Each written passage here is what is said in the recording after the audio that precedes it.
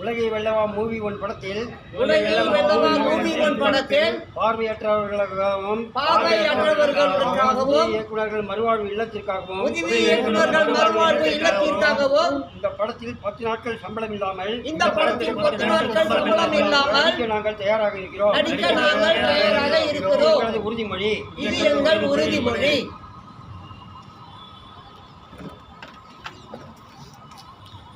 Sir Hariharan sir, வணக்கம்.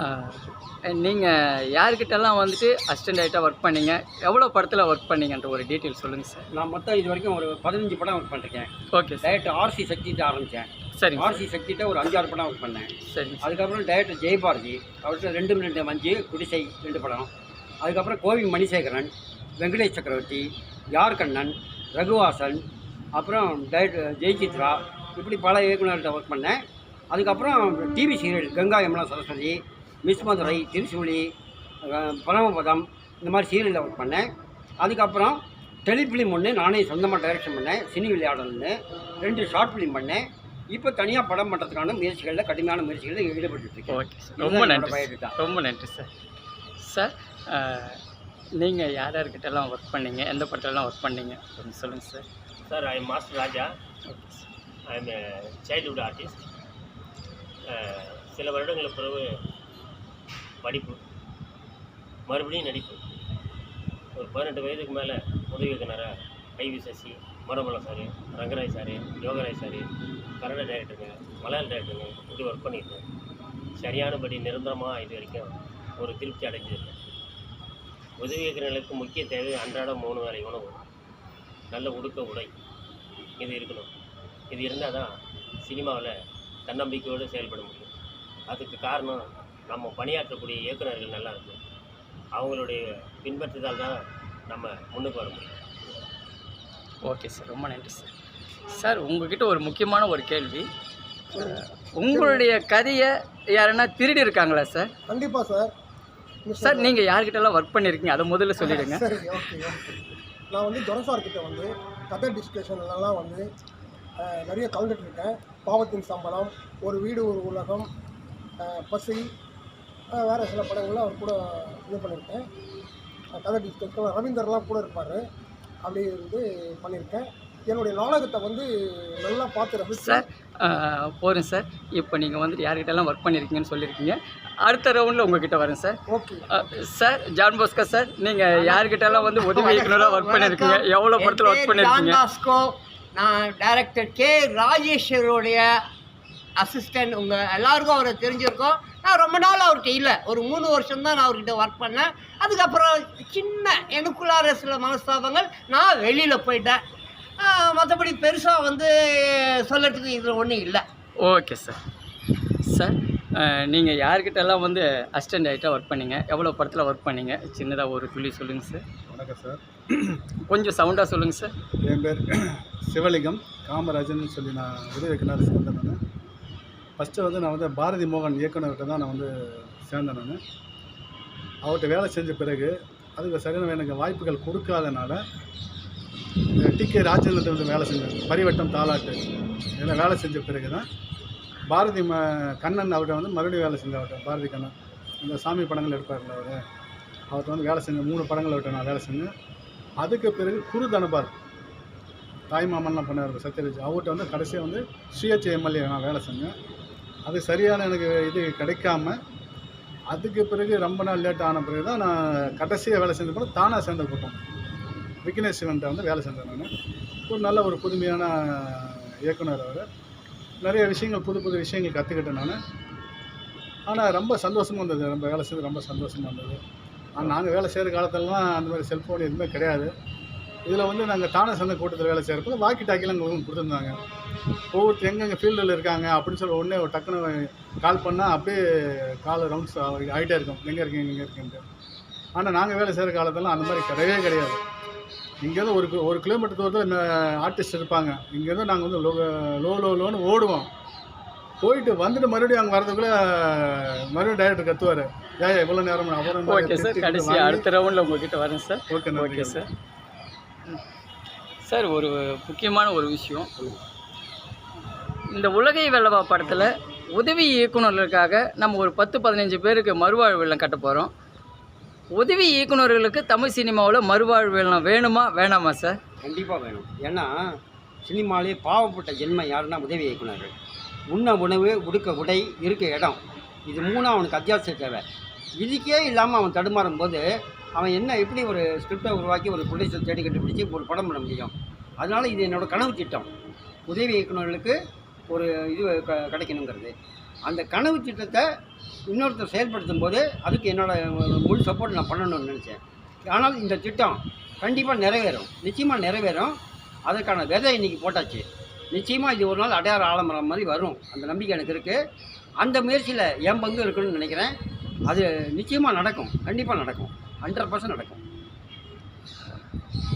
நீங்கள் யாருக்கிட்டேனா கதை சொல்லி ஏதாவது ஒரு நடிகர் வந்து உங்களை டிஸ்டர்ப் பண்ணியிருக்காங்களா சார்? அர்ஜுன் விட்ட கதை சொல்ல போனேன். Okay sir. அர்ஜுன் விட்ட கதை சொல்லுவோம். ஒரு 6 மாதம் என்னை அலைய வச்சுட்டு சரி, கடைசியில் ஒரு நாள் கதை கேட்குறேன்ட்டு வர சொன்னாப்புல. சரி, வந்தோடனே சரி இன்றைக்கி கதை கேட்டுருவாப்புலன்னு நான் போனேன். போனோடனே கேட்டாப்புல பவுண்டர் ஸ்கிரிப்ட் இருக்கான்னு கேட்டாப்புல. சரிங்க, இருக்குது அப்படின்னு காட்டுங்க அப்படின்னாப்புல. எடுத்து காமிச்சேன். சரி நீங்கள் கதையை சொல்லட்டுமான்னு கேட்டேன். இல்லை ஸ்கிரிப்டை கொடுத்துட்டு போங்க, நான் படித்து பார்த்துட்டு ஒப்பீனியன் சொல்கிறேன்னு எனக்கு கோவம் வந்துச்சு. நான் நான் யாரோட அசிஸ்டன்ட் தெரியுமா? ஆர்சி சக்தியோட அசிஸ்டண்ட்டு. இந்த கதை என்னன்னு உனக்கு தெரியுமா? இந்த கதையில் உன்னோட போர்ஷன் என்ன, எத்தனை நாள் நடிக்க போகிற, என்ன சம்பளம், அதை மட்டும் பேசு. ஃபுல் ஸ்கிரிப்டிங் கொடுக்கறதுக்கு நான் தயாராக இல்லை. பவுண்டர் ஸ்கிரிப்டுங்கிறிய பவுண்டர் ஸ்கிரிப்ட் பண்ணிட்டாலே அவன் 90% படத்தை எடுத்து முடிச்சிட்டான்னு அர்த்தம். அந்த ஸ்கிரிப்டை உங்கள்கிட்ட கொடுக்குறதுக்கு நான் தயாராக இல்லை. ஸோ இனிமேல்ட்டு வேறு அசிஸ்டண்ட் எடுத்துகிட்டு இந்த மாதிரி பண்ணாத அப்படின்னு ஒரு கோபமாக வந்துட்டேன். அதே ஸ்கிரிப்டில் சில மாற்றங்கள் பண்ணி பிரபுதாவிட்ட போய் கதை சொல்லலாம்னு போனேன். பிரபுதாவை காலைல 7 மணிக்கெலாம் வாரண்டாப்பில். 7 மணிக்கெலாம் போனால் ஷார்ட்ஸு பனியன் போட்டுக்கிட்டு ப்ரஷ் பண்ணிக்கிட்டே கதை கேட்குறாப்புல. எனக்கு வந்த கோபத்துக்கு சார் நான் கதை சொல்ல வரல, உங்களை பார்த்து விஷ் பண்ணலான்னு தான் வந்தேன் அப்படின்னு சொல்லிட்டு வந்துட்டேன். இதை மாதிரி நடிகர்களுக்கான அனுபவங்கள் எனக்கு எக்கச்சக்கமாக. அதனால் நடிகர்களால் இனிமேல் படம் ஓடாது, நம்ம ஸ்கிரிப்டை நம்பி ஜெயிக்கணுன்ட்டு நான் அந்த அன்னைக்கு எடுத்த முடிவு தான். அதுதான் இன்றைக்கி வேற ஒரு தளத்தில் வந்து நிற்கிறேன். வேர்ல்டுலேயே இப்படி ஒரு ஸ்கிரிப்ட் யாரும் பண்ணல, அப்படி ஒரு ஸ்கிரிப்டை நான் பண்ணியிருக்கேன். ஓகே, கூடிய சீக்கிரம் அதை படம் பண்ண போகிறேன். ஓகே, ரொம்ப நன்றி சார். சார் உங்கள்கிட்ட ஒரு முக்கியமான ஒரு கேள்வி கேட்கணும்னு நினச்சேன். சொல்லுங்கள் சார்.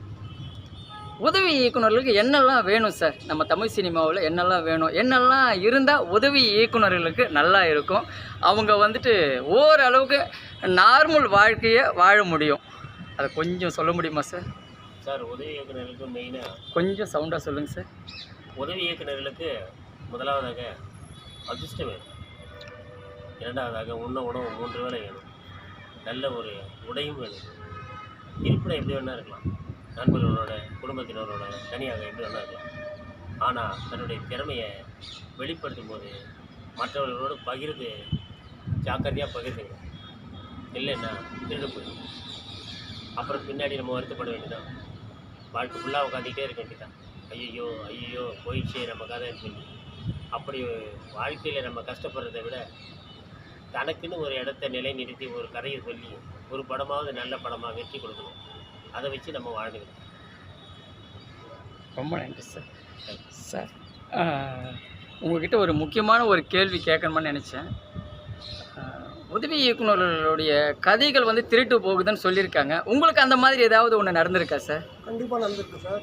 கொஞ்சம் சவுண்டாக சொல்லுங்கள் சார். கண்டிப்பாக நடந்திருக்கு சார். என்னுடைய கதை வந்து 76 வந்து ஃபிலிமாலயாவில் வந்தது. வல்லபன் வந்து அதான் ஆசிரியர் அந்த புத்தகத்துக்கு. என்னுடைய நண்பர் அவர் அந்த கதையை பப்ளிஷ் பண்ணியிருந்தார். கல்யாணங்கள்னு அந்த கதைக்கு பேர். அந்த கதையை வந்து அமன் கிரியேஷனுக்கு ஃபோன் பண்ணி சொன்னேன். நான் சொல்கிறேன் சார் அப்படின்னு. சரி நீங்கள் வந்து நான் எங்கள் அசிஸ்டண்ட் அனுப்புகிறோம், பாலகுரு பாக்யராஜ்கிட்ட அனுப்புகிறோம், நீங்கள் வந்து ரோஹிணி லாட்ஜில் இருப்பாங்க, நீங்கள் போய் கதை சொல்கிறேன்னாங்க. 2 பேர் சார், பாலகுரு பாக்யராஜ். இவங்கக்கிட்ட சூரலாட்சி தங்கள் கதையை முக்கால்வாசி சொல்கிறாங்க. என்ன கதைன்னா, ஒரு பெண் வந்து தன் தாய்க்கு மேரேஜ் பண்ணி வைக்கிற மாதிரி கதை. புரிஞ்சுதுங்களா? ஒரு பெண் வந்து தன் தாய்க்கு மேரேஜ் பண்ணி வைக்கிற மாதிரி கதை. அந்த கதையை முழுக்க ஒரு 3/4 பாகம் அந்த கதையை கையாண்டுட்டார் பாக்யராஜ் சார். ஆமாம். நெக்ஸ்ட்டு அடுத்து வந்து உலகமாக ஒரு கதாசிரியர்னு சொல்கிறாங்க. சரிங்க சார். அடுத்தவன் திருட்டு கதையை எப்படி உலகமாக கதாசிரியர்னு சொல்ல முடியும்? எத்தனையோ பேர் இருக்காங்க. கே அப்பாஸ் இருக்காரு, அடூர் கோபாலகிருஷ்ணன் இருக்காங்க, பிவி கரந்த் இருக்காரு, ஏன்னா அப்புறம் ராமுக்கரியத் இருக்காரு, செமீன் படம் பண்ணவர். இவங்கெல்லாம் பெரிய பெரிய கதாசிரியர் சார். உலகத்திலேயே வந்து ஒரு 20 வருஷத்துக்கு முன்னே 10 படங்கள் தான் சிறந்த படம் அப்படின்னு சொன்னாங்க. இப்போ ஒரு 100 படம் இருக்கட்டும், தமிழ் படம் அப்போ கூட ஒன்று கூட வரமாட்டேங்குது. புரியுதுங்களா? கதையை திருடுறாங்க. அப்புறம் அடுத்த ஒரு கட்டம் வந்து வேதம் புதிது. நான் அது வரலாம் சினிமாவில் வந்து நம்ம எதாவது பெருசாக பண்ணிடலாம் அப்படின்னு ரொம்ப முயற்சி பண்ணிட்டு இருந்தேன். வேதம் புதிது படம் பார்த்த உடனே எனக்கு அப்படியே ஃபெடப்பாகி நின்றுட்டேன் சார். ஏன்னா வேதம் புதிது கதை வந்து ஏறக்குறைய என்னுடைய கதை. நான் ரிஜிஸ்டர் பண்ணி வச்சுருக்கேன். இப்போ கூட நான் காமிக்கிறேன் அந்த காப்பியை. என்ன விஷயம்னா, வேதம் புதியில் வந்து ஒரு ஃபிஷர்மேன் வந்து ஒரு பிராமின் பாய் எடுத்து வளர்த்த உடனே அவன் அந்த குப்பத்தில் இருக்கிற ஒரு பொண்ணை லவ் பண்ணுற மாதிரி இந்த மாதிரி கதை போகும். அதனால தான் அந்த கதை மேலெலாம் வழக்கு தொடராமல் விட்டுட்டேன் நான். அப்புறம் சார் அவ்வளோதான் சார். இந்த மாதிரி வழக்கு தொடராமல் விட்டுட்டேன். இப்போ அட் ப்ரெசென்ட் எனக்கு 72 வயசு ஆகுது. Okay sir. இன்றைக்கும் ஸ்டில் நான் வந்து முயற்சி பண்ணிட்டு இருக்கேன். Okay sir. அதுக்கப்புறம் ஒரு சின்ன விஷயம் மறந்துட்டேன். சொல்லுங்கள் சார். சினிமாலேயே வந்து சினிமா டெக்னிக் புத்தகம் வந்து தமிழ்நாட்டிலேயே அதிகமாக வந்து புத்தகம் நான் தான் எழுதியிருக்கேன். ஃபஸ்ட்டு சினிமா டெக்னிக் ஒரு புத்தகம், சரி. அப்புறம் நீங்களும் திரைப்பட இயக்குனர் ஆகலாம்ன்ற ஒரு புத்தகம், ஓகே சார். அப்புறம் நீங்களும் சினிமாவுக்கு கதை எழுதலாம்ன்ற ஒரு புத்தகம், சரி.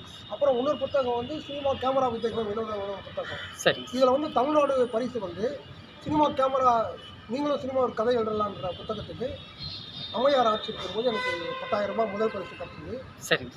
இதுதான் நான் படம் கண்டிப்பாக படம் பண்ணுவேன். Okay sir. நிச்சயமாக வெற்றி பெறுவேன். Okay sir. ரொம்ப நன்றி சார். சார் ஜான் போஸ்கர் சார், உங்ககிட்ட தான் நான் வரேன்.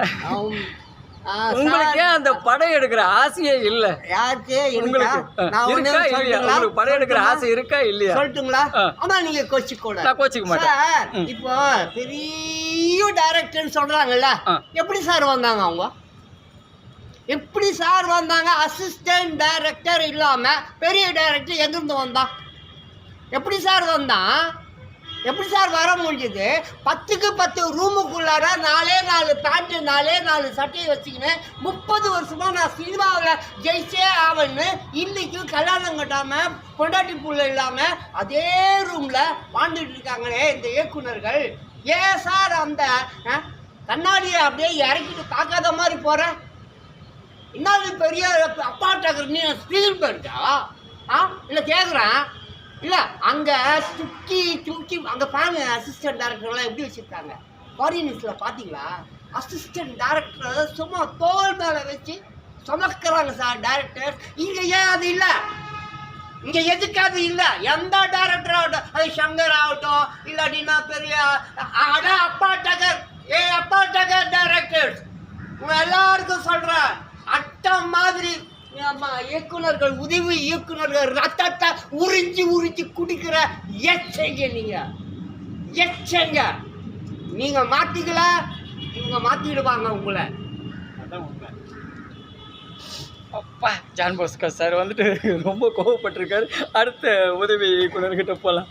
சார் நீங்கள் வந்துட்டு கடைசியாக நம்ம விக்னேஷ் சிவன் சார்கிட்ட ஒர்க் பண்ணதா சொன்னீங்க.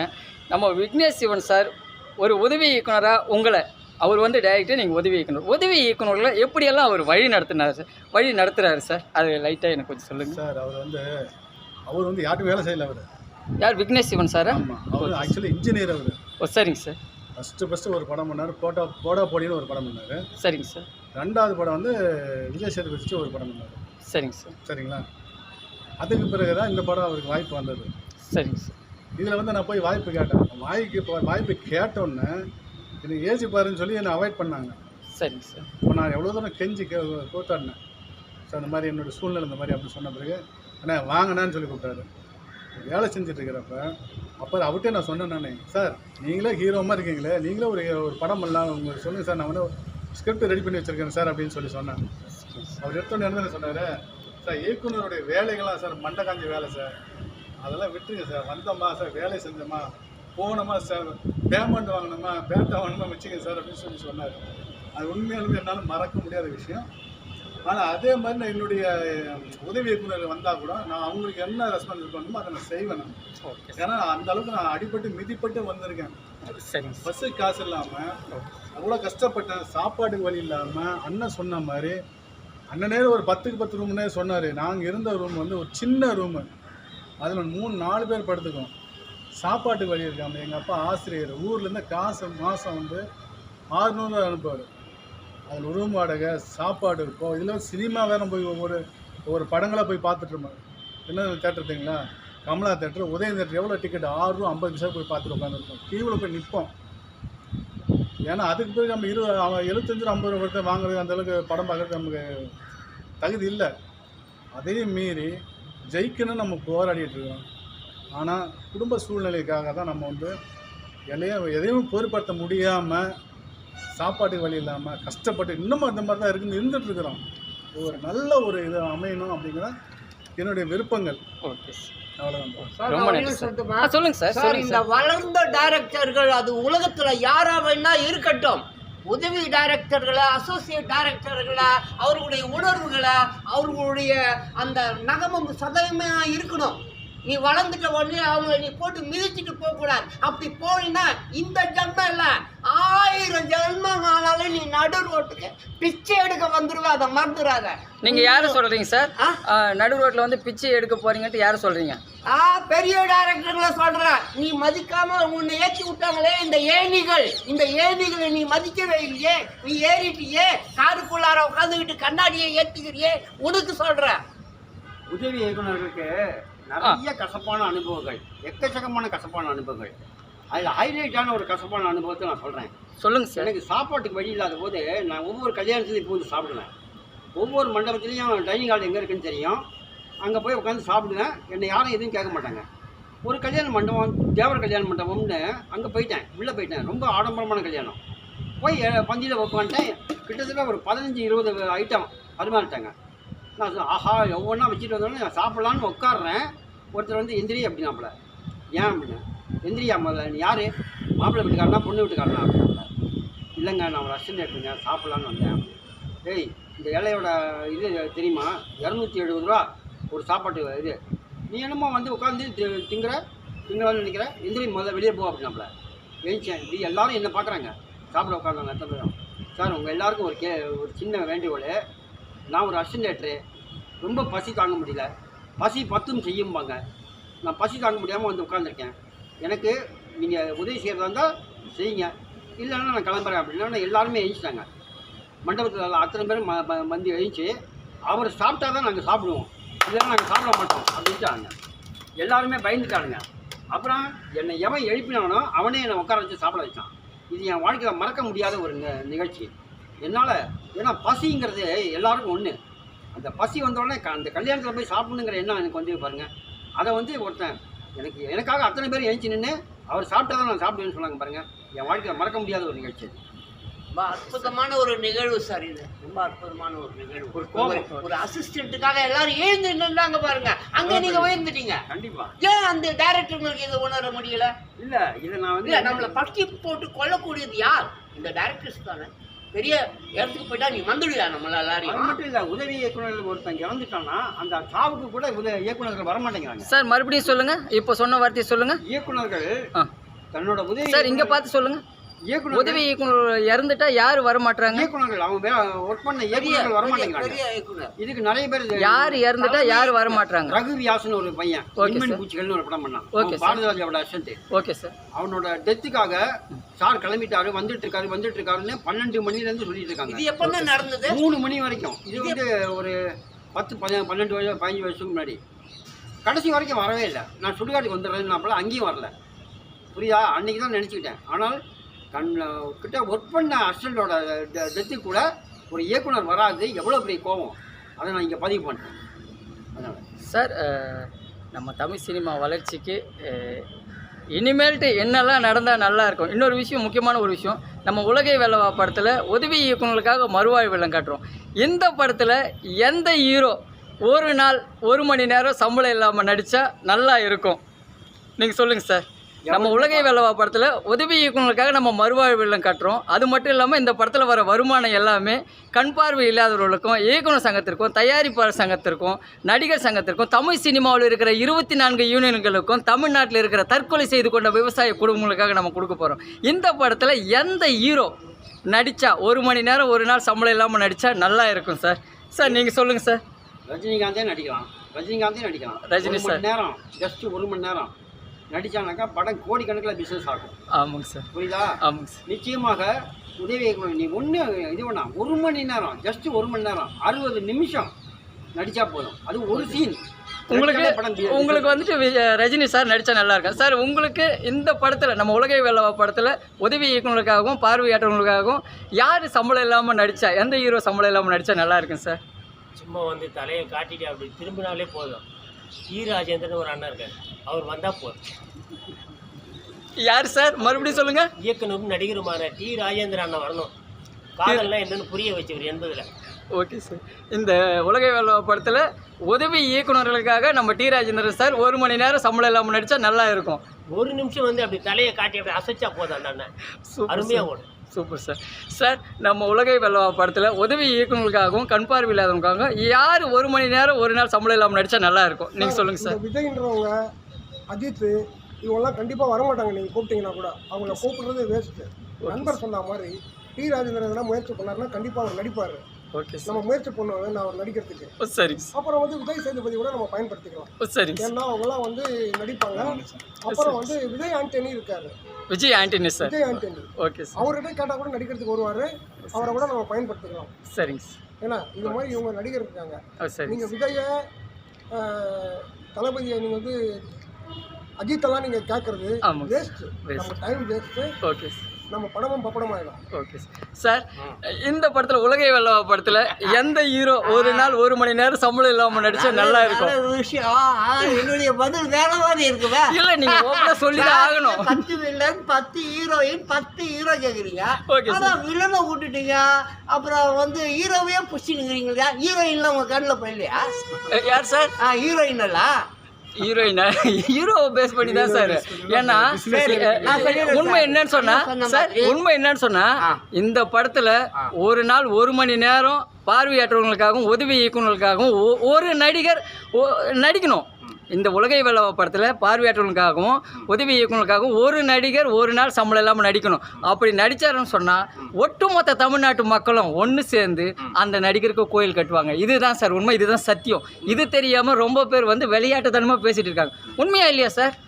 இந்த படத்தில் கண் பார்வை இல்லாதவங்களுக்காகவும் உதவி இயக்குநர்களுக்காகவும் 1 மணி நேரம் எந்த நடிகர் நடித்தாலும் அவங்களுடைய ஃபேன்ஸ் அவங்களுக்கு கோயில் கண்டிப்பாக கட்டுவாங்க. இது உண்மையா இல்லையா? உண்மை சார்.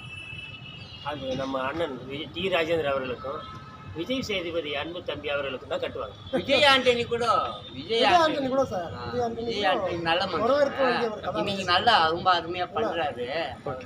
கமல் சாரெல்லாம் வர போகிறதுல வருவாரு. உங்களுக்கு யார் இந்த படத்துல எந்த ஹீரோ 1 மணி நேரம் ஒரு நாள் சம்பளம் இல்லாம நடிச்சா நல்லா இருக்கும்? தலைவர் எம்ஜிஆர் தான் வந்திருப்பாரு. ஆனா என்ன விஜய் சேதுபதி ஒரு நல்ல மனிதர். பார்த்த வரைக்கும் நான் உண்மைதான். Okay sir. என்னன்னா ரொம்ப கஷ்டப்பட்ட மனுஷன் தான் அவரு. சரி. சாதாரண ஒரு ஜூனியர் ஆர்டிஸ்ட் வந்தவர் அவரு. Okay sir. அவருக்கு 10 லட்ச ரூபா கடன். அந்த கடனெல்லாம் வந்து அதெல்லாம் அடைக்கணுங்கிறதுக்காக ஜூனியர் ஆர்டிஸ்ட் நடிக்க வந்த மனிதன் தான். Okay sir. இப்போ பெரிய பீக்கில் இருக்கிறாரு. அவர் வந்தார்னா கண்டிப்பாக ஒரு நாள் சம்பளம் தான் ஃப்ரீயாக பண்ணிட்டு போவார். விஜய் சேதுபதி அண்ணா. விஜய் சேதுபதி அது என்னுடைய கருத்து. எனக்கு வந்து விஜய் ஆண்டனி அதே மாதிரி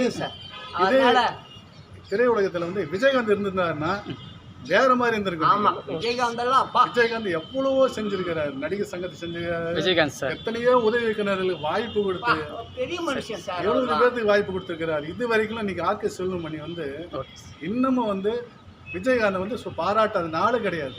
விஜயகாந்த் இருந்தாலும் விஜயகாந்துடைய மகனை வந்து வளர்த்து விடாத அளவுக்கு அந்த இயக்குநர்கள் இருக்கிறாங்க இன்னைக்கு காலகட்டங்கள். அவர் தான் செய்வார். அதுக்கு பிறகு விஜய் சேதுபதி. ரொம்ப நன்றி சார். இந்த படத்தில் வந்துட்டு எந்த ஹீரோ ஒரு நாள் 1 மணி நேரம் சம்பளம் இல்லாமல் நடித்தா நல்லா இருக்குமென்னு சொல்லிட்டு நம்ம படத்தில் சம்பளமே இல்லாமல் நடிக்க போகிற வருங்கால டைரக்டர்கள் சொல்லியிருக்காங்க. அனைவருக்கும் மிகப்பெரிய நன்றி. இந்த படத்தில் சார் சொல்லுங்கள் சார். ஹீரோக்களை உருவாக்குற ஹீரோக்கள் நாங்கள் தான். Okay sir. ஹீரோக்களையே நாங்கள் தான் உருவாக்குறோம். Okay sir. அப்படிப்பட்ட ஹீரோக்களை உருவாக்குற ஹீரோக்கள் நாங்கள் ஓகே சார் ஒரு 20 பேர் இந்த படத்தில் நடிக்க போகிறோம். Okay sir. அதனால உதவி இயக்குனர்கள் ஓகே சார். அத்தனை பேர் உதவி இயக்குனர்கள் வந்து இந்த படத்தில் சம்பளம் இல்லாமல் நடிக்கிறீங்க. இது யாருக்காக? ஓகே எங்களுக்கு பயன்படுத்தாலும் பரவாயில்ல, எங்களுக்கு பின்னாடி வராங்கல்ல உதவி இயக்குனர்கள், அந்த உதவிக்கு பயன்படணும். அவனுக்கு பயன்படணும். அவன் நல்லா இருக்கணுங்கிற ஒரே எண்ணத்துக்காக தான் இந்த படைப்பு உருவாகுது. இந்த படைப்பில் நாங்கள் அத்தனை பேரும் இன்னும் வரப்போகிறாங்க. எல்லாரும் சேர்ந்து ஒர்க் பண்ண போகிறோம். இந்த படைப்பு மிகப்பெரிய வெற்றி படமாக ஒரு கின்னஸ் சாதனை படமாக வரதுக்கு என்னோட வாழ்த்துக்கள். நிச்சயமாக இந்த படம் மிகப்பெரிய வெற்றி அடையும். எல்லா நடிகர்களும் இந்த வீடியோ பார்ப்பாங்க.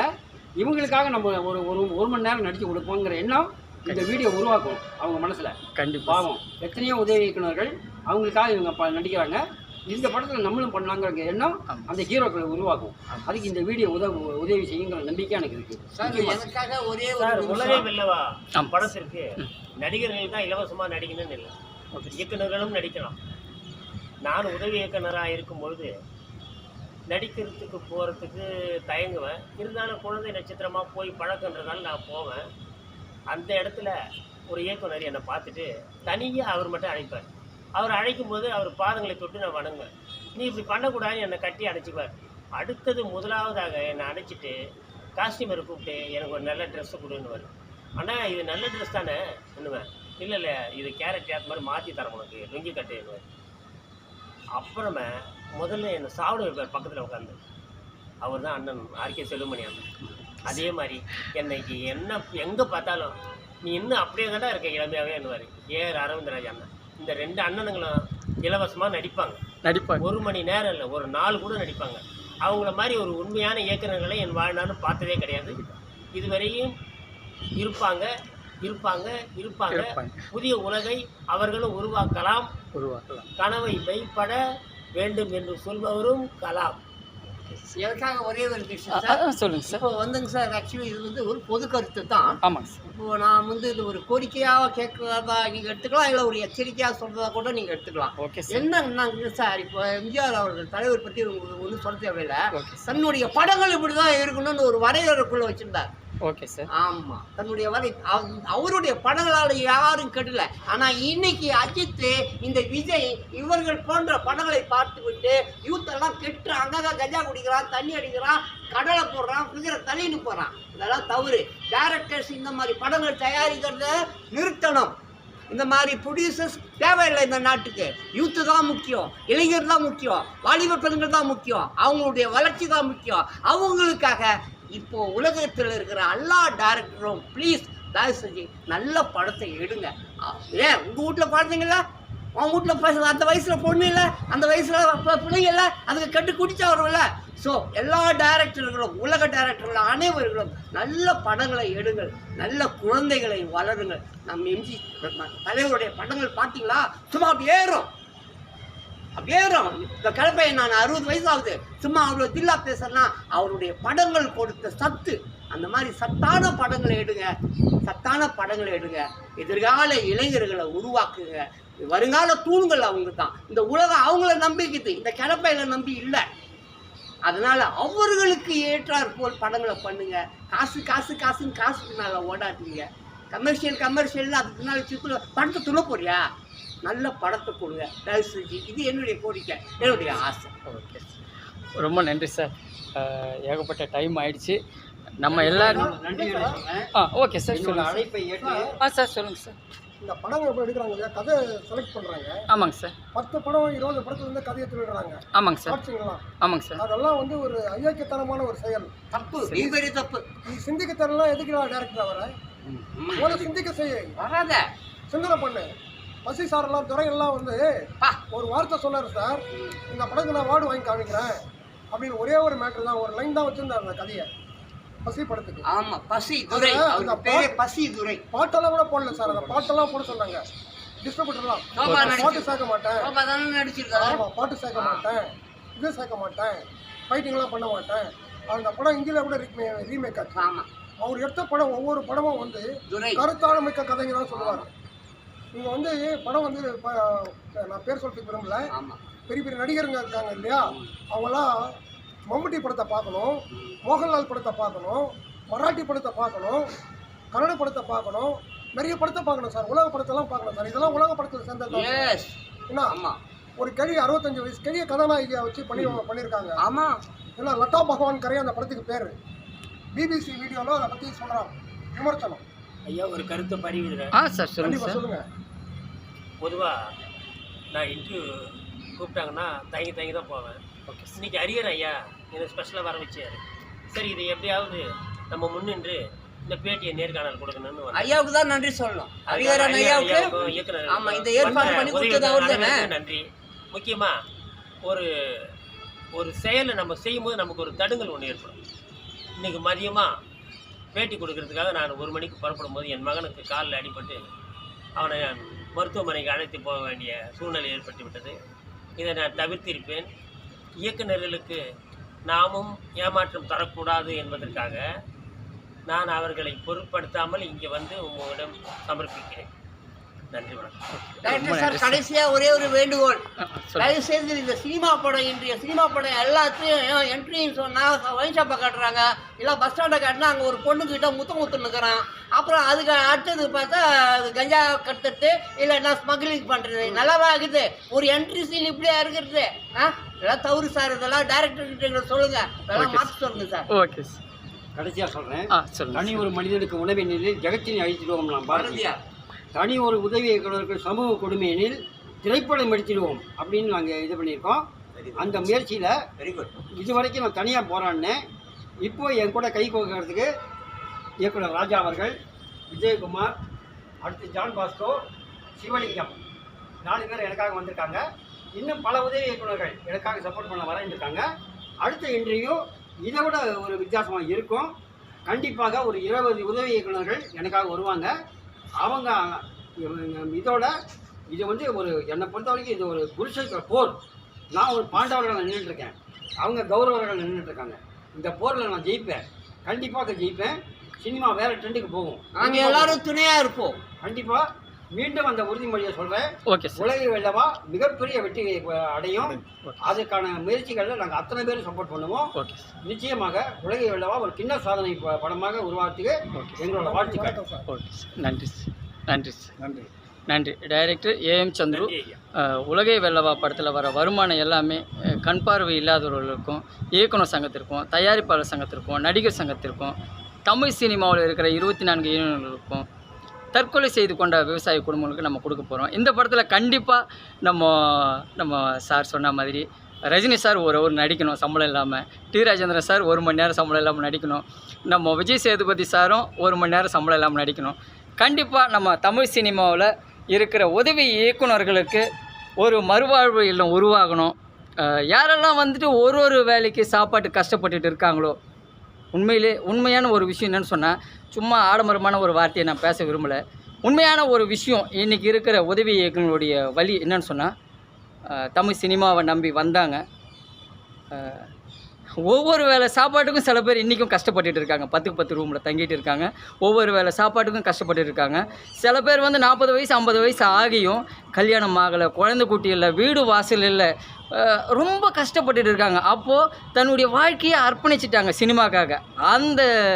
தன்னுடைய வாழ்க்கையை தொலைச்ச அந்த உதவி இயக்குநர்களுக்காக நம்மளால் முடிஞ்சது அட்லீஸ்ட் இருக்கிறதுக்கு ஒரு இடம், சின்னதாக ஒரு இடம், ஒரு 3 வேளை உணவு இல்லைனாலும் ஒரு 2 வேளை உணவுன்னா ஒரு மறுவாழ்வு இல்லம் கட்டி தமிழ் சினிமாவில் உதவி இயக்குநர்கள் இல்லைன்னு சொல்லிட்டு ஒரு இல்லத்தை உருவாக்கி, ஒரு இருக்கிற இடமும் ஒரு 2-3 வேளை சாப்பாடும் நம்ம கொடுத்தோம்னு சொன்னால் கண்டிப்பாக அந்த உதவி